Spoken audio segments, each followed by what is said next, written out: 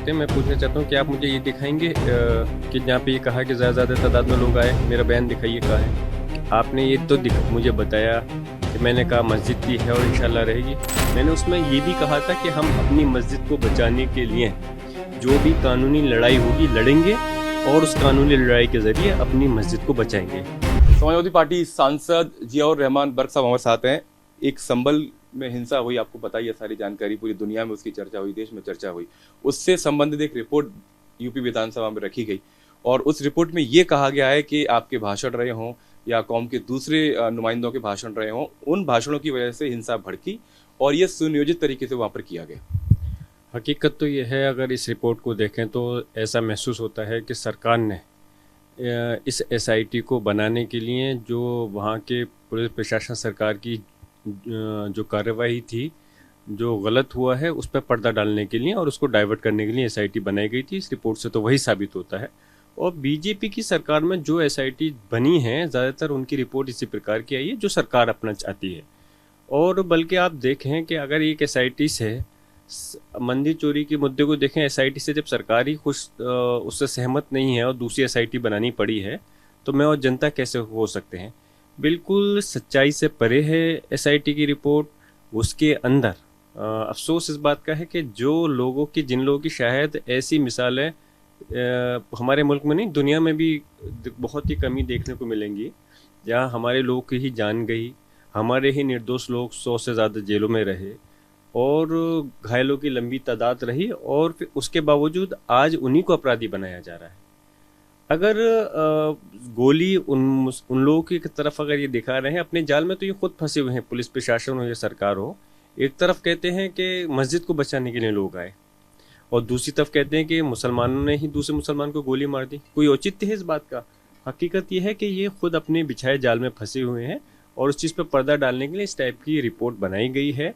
अगर और जो एसआईटी है उसके अंदर हम लोगों के बयान दर्ज ही कहाँ हुए, जो ख़ास तौर से जिन लोगों के गोली लगी है, अगर उनके परिवार के, उन लोगों के जिनकी जान गई है, उनके परिवारों के बयान, जो घायल हैं उनके बयान, उन लोगों के अगर ये बयान दर्ज करते, 199 लोगों के बयान दर्ज किए हैं। अभी मैंने पूरी रिपोर्ट पढ़ी नहीं है, 800 कुछ पेज की है, जो कल ही सार्वजनिक हुई है। और अगर आप देखेंगे तो उन बयानों के अंदर वैसे तो हमारे लोगों को बंदिशें लगा दी गई थी कि एसआईटी के सामने वो ही नहीं दें। जब एक चीज़ हाँ मैं कहूँगा, लेकिन रिपोर्ट के अंदर अगर कुछ चंद लोगों के बयान लिए, जिसमें कि मैं खुद भी शामिल था, तो उसके अंदर उन बयानों की कोई अहमियत ही नहीं, उनको नज़रअंदाज कर दिया गया। ऐसा लगता है सोची समझी साजिश के तहत इस एसआईटी का गठन किया गया और जनता के पैसे का दुरुपयोग किया गया। अगर ऐसी रिपोर्ट आनी थी तो जो लिखित बनी हुई एक कहानी की एक स्क्रिप्ट के तौर पे थी, तो उसको ऐसी पेश कर दिया जाता। और सरकार को 1 साल एसआईटी की रिपोर्ट जमा हो गया। 1 साल बाद अब याद इसलिए आई है पटल पर रखने के लिए विधानसभा के, क्योंकि विधानसभा का चुनाव सर पे आ गया है। ये सिर्फ मेरी ही नहीं, हमारे संभल के लोगों की, हमारी कम्युनिटी की इमेज खराब करने की प्रयास है। लेकिन तो बात ये उठती है, आप तो रिपोर्ट को खारिज कर रहे हैं और जाहिर सी बात है उस रिपोर्ट को अगर हम क्योंकि विधानसभा के पटल पर रिपोर्ट रखी गई है, सरकार ने तैयार की है, आप सरकार के ऊपर सवाल खड़े कर सकते हैं, लेकिन उसमें बात का भी सवाल खड़ा किया गया कि मस्जिद थी, मस्जिद है, मस्जिद रहेगी, ये ऐसे भाषण वहाँ से दिए गए। ये कहा गया अगले दिन आप आइए और ज़्यादा से ज़्यादा लोग नमाज के लिए इकट्ठे वहाँ पर हों, तो आप इसको कैसे खारिज करेंगे? ये तो आप अपने देखिए, एक आप सम्मानित मीडिया से ताल्लुक़ रखते हैं। मैं पूछना चाहता हूँ कि आप मुझे ये दिखाएंगे कि जहाँ पे ये कहा कि ज़्यादा तादाद में लोग आए, मेरा बयान दिखाइए कहाँ है। आपने ये तो मुझे बताया कि मैंने कहा मस्जिद थी है और इंशाल्लाह रहेगी। आज भी कहता हूँ क्या गलत है इसके अंदर? मस्जिद थी है, इंशाल्लाह रहेगी। ये मैं नहीं कह रहा, मेरा कानून कह रहा है, मेरा संविधान कह रहा है, जो पार्लियामेंट ने कानून बनाया है वो कह रहा है, वर्शिप एक्ट कह रहा है, प्लेसेस ऑफ वर्शिप एक्ट कह रहा है। 1947 है, उससे पहले कि जहाँ धार्मिक स्थल मस्जिद नहीं, जो भी धार्मिक स्थल है अपने वजूद में है, रहेंगे, उनके साथ कोई छेड़खानी करिए। और एक चीज़ और, आपने उसके साथ साथ मेरे उस बयान को आपने वो नहीं बताया, शायद आपको वो याद रहता तो और अच्छा रहता। मैंने उसमें ये भी कहा था कि हम अपनी मस्जिद को बचाने के लिए जो भी कानूनी लड़ाई होगी लड़ेंगे और उस कानूनी लड़ाई के ज़रिए अपनी मस्जिद को बचाएंगे। शायद आप ये भी बयान बताते तो अच्छा। आपका बयान है और आपको नहीं लगता जब इस तरीके से बयान दिए गए, बहुत ही सेंसिटिव माहौल था, तो मस्जिद और मंदिर का जब वो जिक्र करता है तो भीड़ तो भड़कती है ना सर? मतलब मेरा सवाल उससे जुड़ा हुआ है। जब अगर आपने वर्शिप एक्ट आपको आज़ादी देता है, सबको आज़ादी देता है, लेकिन जब ऐसा माहौल होता है, जब आप ऐसे भाषण देंगे तो उससे हिंसा होगी और यही रिपोर्ट कह रही है वहाँ पर। मुझे ऐसा लगता है ये आपकी भाषा नहीं, ये एक बीजेपी की भाषा आप बोल रहे हैं। नहीं सर, मैं अपनी भाषा बोल रहा हूँ। मैं बीजेपी की भाषा क्यों बोलूंगा? इसलिए कह रहा हूँ आप पुलिस प्रशासन और बीजेपी की भाषा बोल रहे हैं। देखिए ज़्यादा मैं बुरा मत मानिएगा, आपके चैनल को भी मैं देखता हूँ, उससे भी मैं सहमत नहीं हूँ। आप आएँ तो ज़रूर आपकी बात आपके सामने रख रहा हूँ।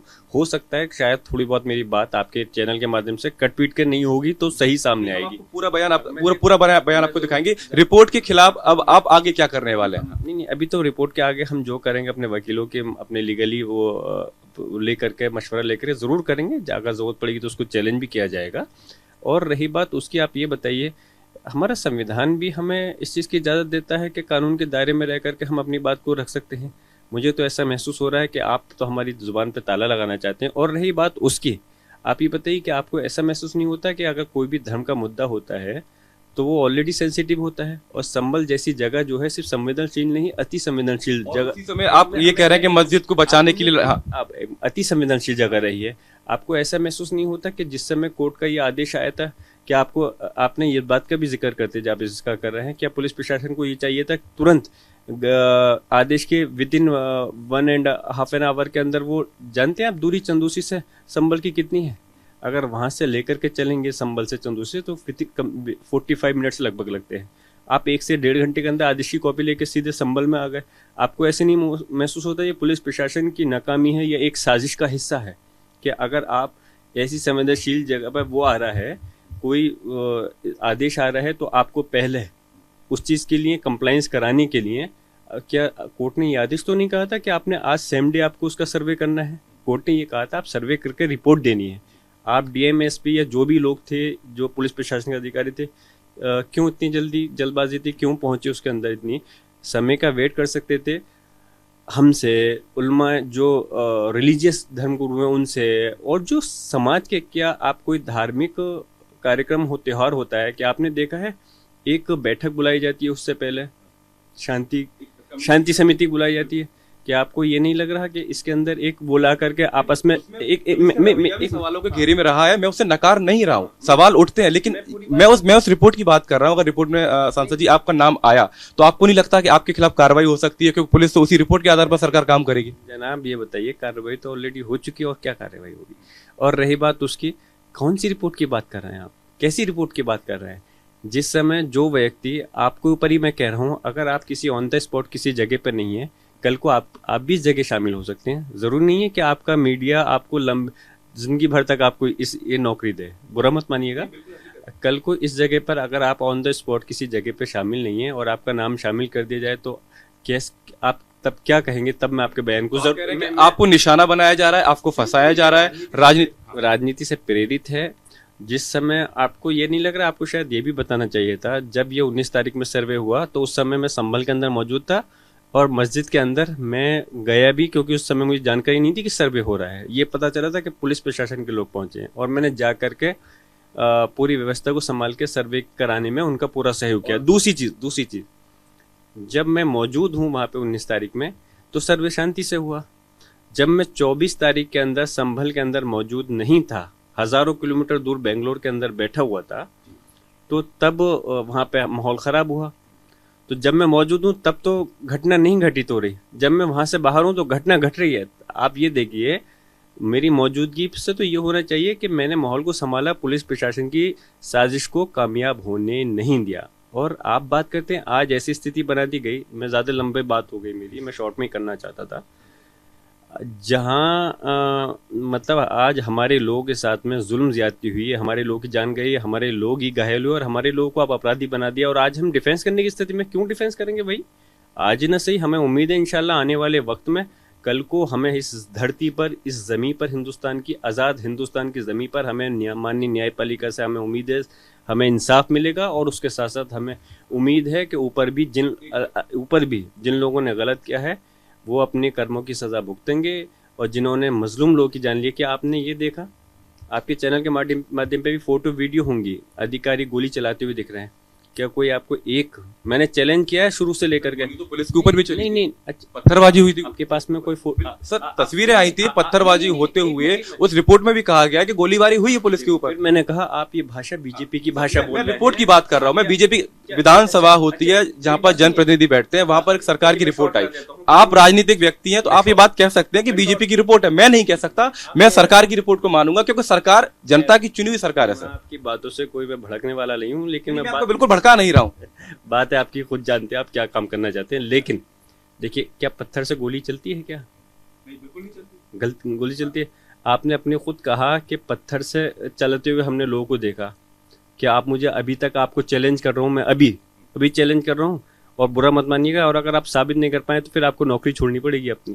नहीं आप चैलेंज नहीं ले रहा मैं आप मेरे पे सवाल कर रहे हैं, मैं उस रिपोर्ट के आधार पर आपसे सवाल कर रहा हूँ कि सरकार ने एक रिपोर्ट पेश की है, आपके ऊपर सवाल वहां पर रखे हैं। मेरी जवाब नहीं दे रहा है, मेरी बात का देखिए, बताइए। जब मैं आपके सवालों को जवाब दे रहा हूँ तो मेरा भी फर्ज बनता है एक आध उसका क्रॉस रिपोर्ट को आधार, यानी आप बिल्कुल क्रॉस क्वेश्चन कर सकते हैं। एक कोई फोटो ऐसा दिखाया या वीडियो जिसमें कि जनता अगर पत्थर चलाते हुए तो दिख रही है, जो गोली चलाते हुए दिख रही हो, हथियार हो, है आपके पास फोटो, है वीडियो, है किसी पुलिस प्रशासन के पास में फोटो वीडियो? पूरा सिस्टम उनके हाथ में है, पुलिस प्रशासन सरकार के सारे सीसीटीवी की फुटेज हैं, सारे ड्रोन कैमरे उनके पास चल रहे थे। क्या जनता की तरफ से कोई हथियार चलाता हुआ कोई दिख रहा है? नहीं दिखेगा। तो यानी आप रिपोर्ट को खारिज कर रहे हैं, मैं उसकी बिल्कुल पूरी तरह से खारिज। आप ये बात भी मानते हैं कि आपके किसी बयान से कोई हिंसा वहां पर नहीं भड़की, ये आप इस बयान पर आप कायम है? अरे हिंसा भड़कना छोड़िए, दूर की बात करिए तो मतलब नहीं बनता है। ये तो पुलिस प्रशासन सरकार की सोची समझी साजिश थी, जो संभल के अंदर माहौल क्रिएट किया गया। हमने अपने संभल की स्थिति को संभाले रखा है, और आगे वाले वक्त में भी हम ये चाहेंगे कि कानून के दायरे में रहकर वो चले। और आने वाले समय के अंदर, आज हम सिर्फ डिफेंस नहीं कर रहे, अब भी हम उस चीज़ पर आमादा हैं। जिन लोगों ने गलत किया है सरकार के लोगों ने, उनके खिलाफ कार्रवाई होनी चाहिए। तो आप समाजवादी पार्टी के सांसद जियाउर रहमान वर्ग को सुन रहे थे, साफ साफ कह रहे हैं कि सियासी साजिश है, फंसाया जा रहा है, झूठी रिपोर्ट बनाई गई है और उस रिपोर्ट को विधानसभा में पेश किया गया है और इसको वो आगे चैलेंज भी करेंगे। कैमरा पर्सन निशांत के साथ मानव यादव, रिपब्लिक भारत, दिल्ली।